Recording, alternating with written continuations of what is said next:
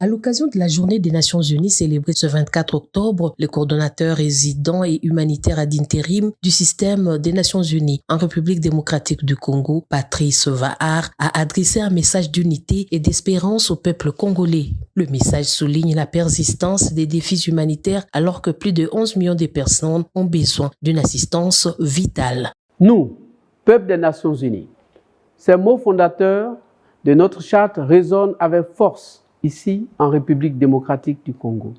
Depuis 80 ans, les Nations Unies incarnent une promesse, celle de bâtir un monde plus juste, plus pacifique et plus durable.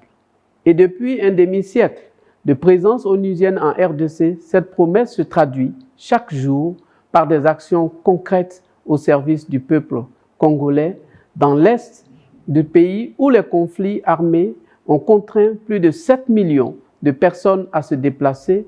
Les Nations Unies accompagnent, aux côtés du gouvernement, les efforts en faveur de la paix, du dialogue et de la protection des civils.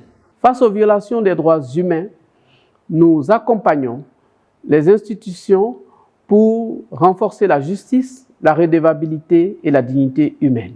Dans un contexte où plus de 85% de la population vit avec moins de $3 par jour, nous œuvrons pour une économie plus inclusive, une gouvernance plus efficace et un accès équitable aux services sociaux de base. Alors que 28 millions de Congolais sont confrontés à l'insécurité alimentaire, nous renforçons la résilience des communautés, nous soutenons l'agriculture durable et développons les filets sociaux qui protègent les plus vulnérables. Patrice Vahar a aussi salué les progrès accomplis, les avancées dans la lutte contre la malnutrition, l'amélioration de l'accès à l'éducation, les initiatives locales de cohésion sociale, ainsi que l'engagement croissant des jeunes et des femmes dans la transformation de la République démocratique du Congo.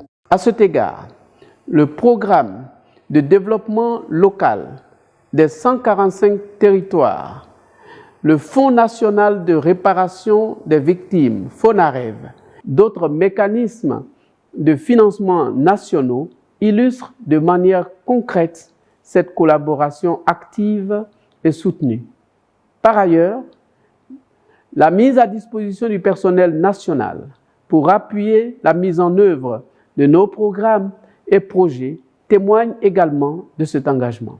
Ces efforts traduisent la volonté politique affichée et affirmée de consolider une paix durable, de promouvoir les droits humains et de favoriser un développement inclusif et équitable au bénéfice de toutes et de tous. Avec les nouveaux cadres de coopération pour le développement durable 2025-2029, les Nations Unies réaffirment leur engagement à travailler main dans la main avec les gouvernements, la société civile, les jeunes et les femmes pour construire un avenir plus prospère et plus durable pour toutes et tous, a conclu le coordonnateur résident et humanitaire ad intérim du système des Nations Unies en RDC, Patrice Vahar.